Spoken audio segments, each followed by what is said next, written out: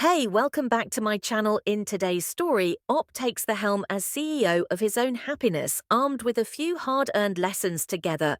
Almost 10 years married for 3. My wife, I'll call her Hannah. Dated him, I'll call him Patrick. Ages 18 to 20. And then on and off for another year, we started dating when she was still seeing him. But I was aware of him. And then I sort of gave her an ultimatum saying that I wanted to make things serious, and she cut him off. He ended up moving up north for work, and he stayed there for a number of years. We are 32, he's 41. This is going to be a long one. We are inseparable both in our personal and professional lives. Running a thriving small business together, our friends often tease us about how perfect we are together and how we hardly fight. Despite this one issue, we have an incredibly happy and successful relationship and business. We work well together. We see eye to eye. For the last 10 years, we spent nearly every day together. Every now and then, she would run into Patrick, whether it was on special occasions like birthdays or holidays or just by chance. Every few months, she stayed friends with him. And I was aware of this. I never felt threatened by him. She was very much done with him. Also, she claimed to me they would usually meet up for dinner or coffee for an hour or two to catch up. Oddly enough, I never saw him during these encounters. He made sure to keep his time with my wife private, concealing it from his own family. However, there have been times in all these years where we'd meet for a double date, or my wife and I would meet him for dinner, lunch, or breakfast together. He acted buddy-buddy with me. He asked me questions about business. We had some of the same hobbies in common. Honestly, it just felt like we had to be friendly to each other for the sake of Hannah. It was always puzzling to me why my wife continued to keep in touch with him, even after he repeatedly cheated on her while they were dating. From what she told me, he was a piece of crap to her. He'd actually back out of plans we'd all make together. He'd say he was coming over for a barbecue at our place, but would cancel last minute. That happened quite a few times. She showed incredible dedication and care when she helped him recover from a serious motorcycle accident, feeding him in bed for months, taking care of him, bathing him, watching over his house. I didn't think much of it at first, and I trusted my wife's judgment, even though I strongly disagree with her decisions to stay connected with someone who had hurt her multiple times. She'd always be quick to say about any friends who did the same to me. She'd want me to cut them off, but then I'd simply remind her of how she'd treated Patrick, and then she'd kind of shut up, I should say, that this Patrick fellow also comes across as an F-boy. He always is coming up with these dirty stories that seem inappropriate to say, especially to someone's wife. But Hannah always laughs and says, "That's just Patrick, I don't know. I'm not about it." One day, I noticed her phone light up on the coffee table and saw that he had sent her a super sexual joke, like something that sort of crossed the line. It was something along the lines of basically asking her to be a third for him and his girlfriend. At the time, and I say girlfriend, but it was just a woman he'd hook up with. Every now and again I was immediately taken aback and brought it up to her, explaining how inappropriate it was. She assured me she would talk to him and that it would never happen again. She tried to tell me that it was just him, and he was harmless, and he didn't mean anything by it. I chalked it up to him being a SLE bag. However, a few months later I caught him doing the same thing again, and I was beyond freaked out. I couldn't shake off the feeling that something was just not right. So when she fell asleep, I went through her text. As uncomfortable and disgusting as it was, I needed to know what I found were more sexual jokes.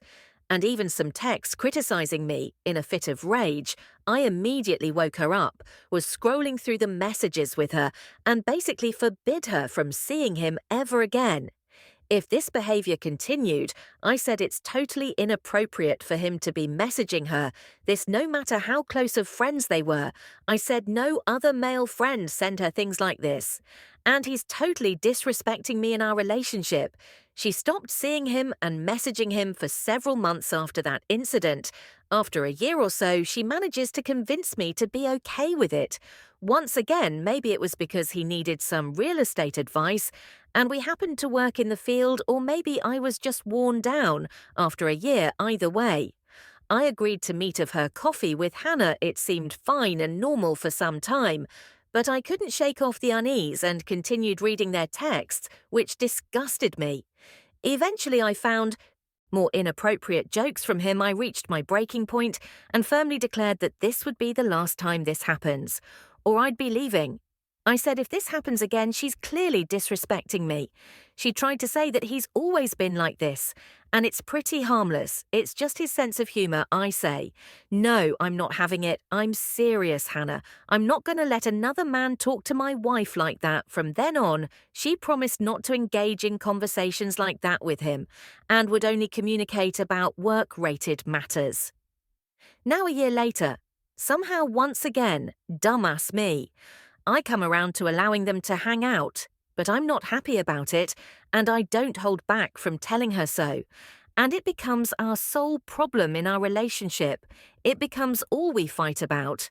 I hate him, but I love her so much, so I let her. And it's only every a couple months or so whatever anyway, pass forward to the last couple of months, I notice they are talking way more often.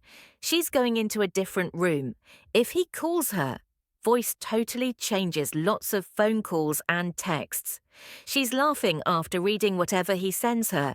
Yeah, we have access to each other's locations because we are married. And I came home late from work a few times and took my time coming back from a men's hockey league on more than one occasion, and she had a fit, so she insisted on sharing our locations together. Sure, I'm not guilty of anything other than being a little late. Well, Patrick ends up finding a job in the city near us and moves back. I never thought to check in on her, but now I can't help myself every time she goes out. I'm checking her location. She's not home one day. She seemed a bit skittish, telling me that she was going to a friend's place to help her organize her closet. I'm like HM. Okay, she's never been one to organize anything in her life. I didn't believe a word she said, but I hoped I was wrong in assuming she was with Patrick. I see that she was at an unfamiliar address, curious. I gave her a call and asked her what she's up to. Her voice sounds strange, and she tells me she's at a friend's house. I'm like, what friend? She's like, Danica's. I'm like, Dan, doesn't she live on the south side? And she's like, yeah, why? And I'm like, I know where Danica lives, and it's not the location that you're currently at. Say hello to Patrick for me. She tries to say something, but I cut her off and hang up the phone. She tries to call me, but I don't. Answer. She, her, is home, terrified that she's been caught spending time with him and telling a lie. The thought of getting caught makes her so anxious that she starts throwing up.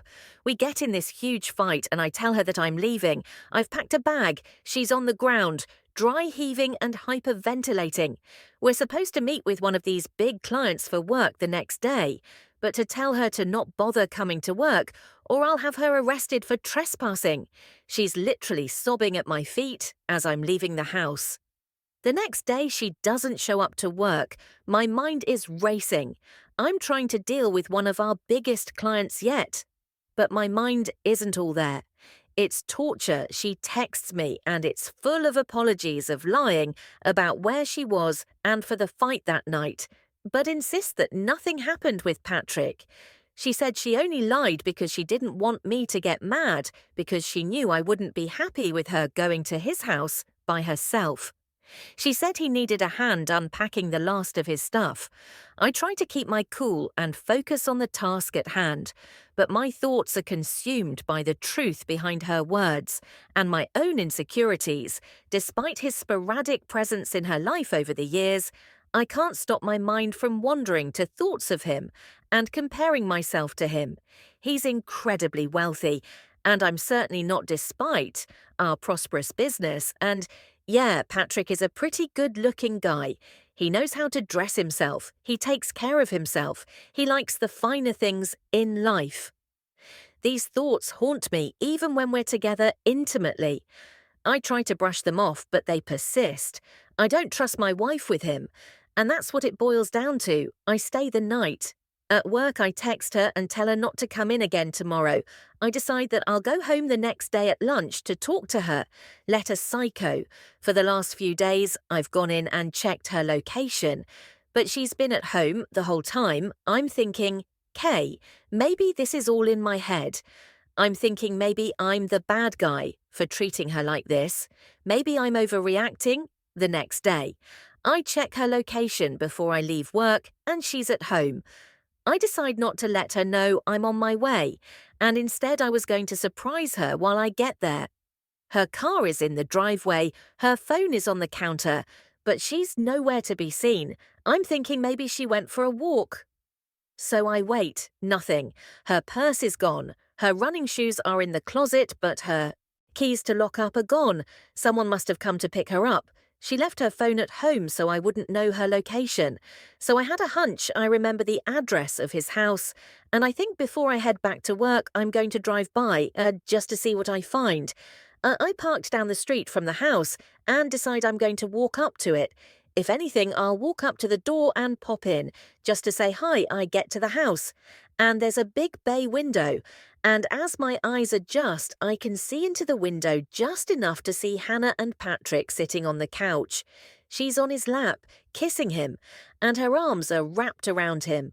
I pause for a few seconds in shock, then I pull out my phone and start taking photos and video. I walk up to the window, and they're in two, enthralled with each other to notice I'm there. Then I bang on the glass and suddenly they jump up and see me. I'm like, smile for the camera.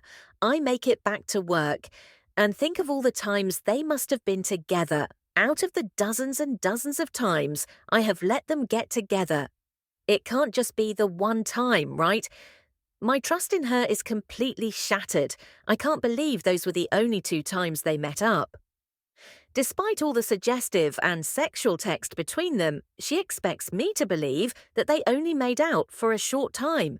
We are adults, for God's sake, who just makes out these days, and even if it was the truth, it doesn't change the fact that I had expressed my discomfort with a relationship for years. She always brushed it off and tried to convince me it was nothing. Even though she knew it bothered me deeply, even her own friends and family have scolded her for seeing him after how he hurt her. Before, how could she do this to our relationship? Was anything ever real? And partially to blame.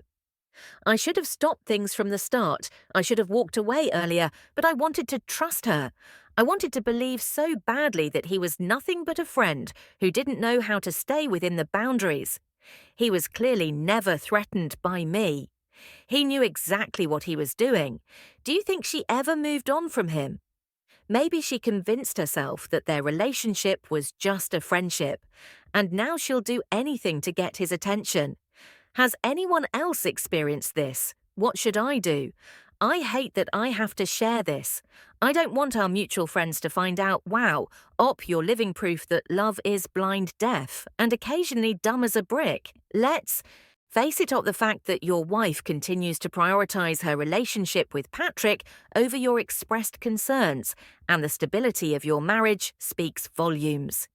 It indicates a significant emotional investment in him, one that surpasses the boundaries of a platonic friendship.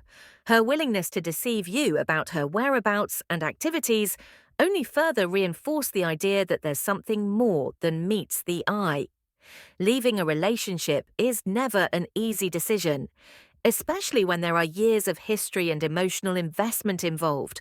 Ultimately, you deserve a partner who respects and values your feelings, prioritizes your relationship, and is committed to building a future together based on mutual trust and understanding.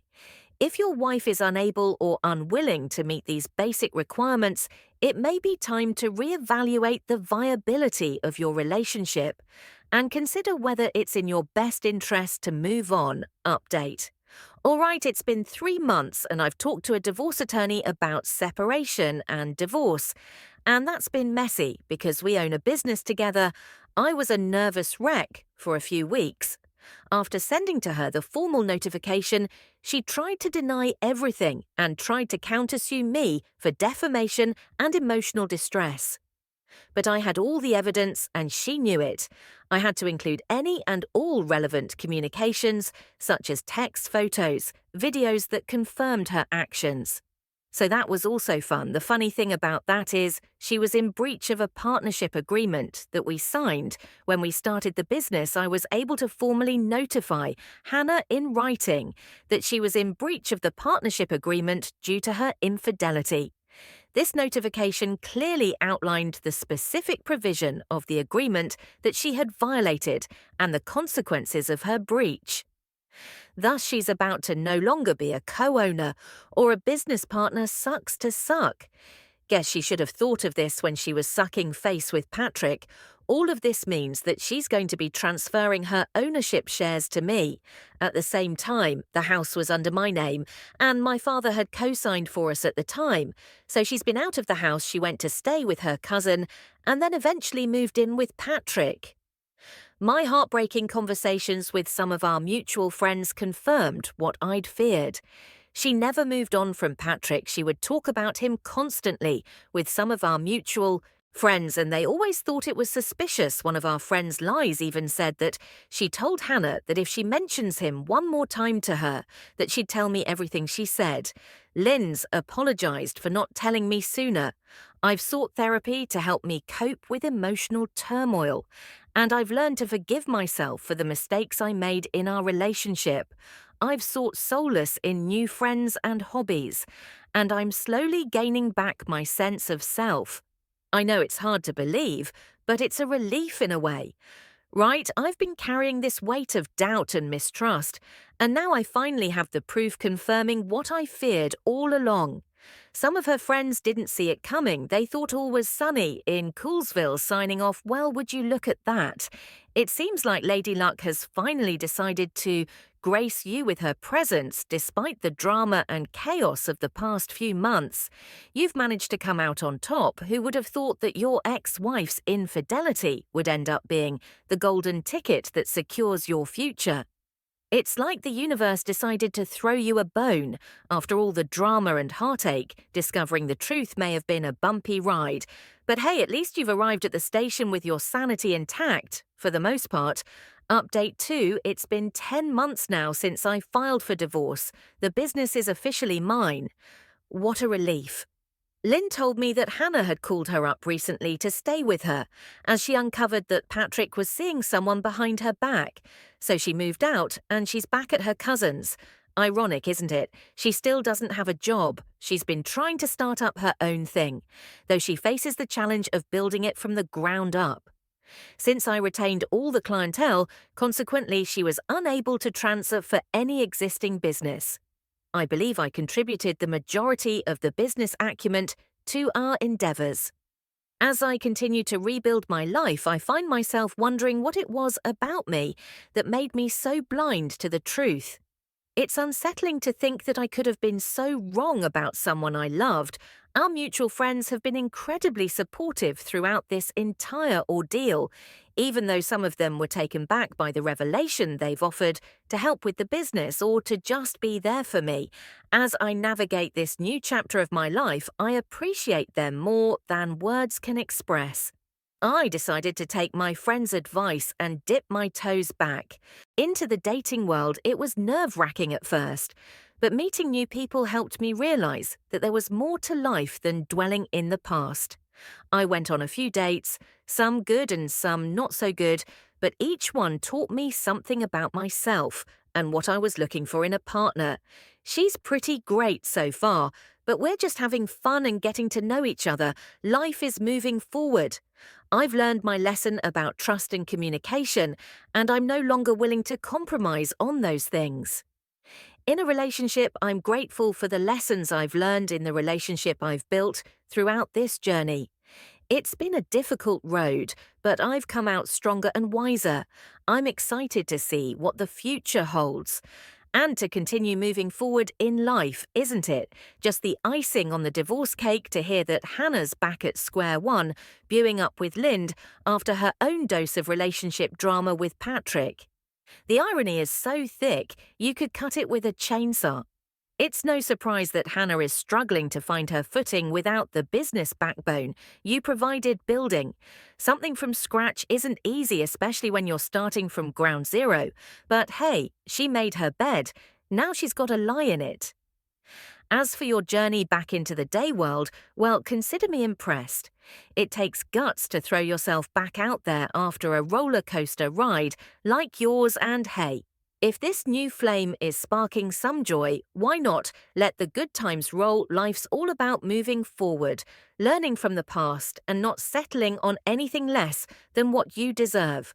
You've earned your stripes, learned your lessons, and emerged from the fire stronger and wiser. Here's the future op. What do you make of this? Have you had a similar experience? Share it with us in the comments below. Thank you for joining us today on Our Space. Be sure to like and subscribe and hit that notification bell so you don't miss out on our next video. See you soon.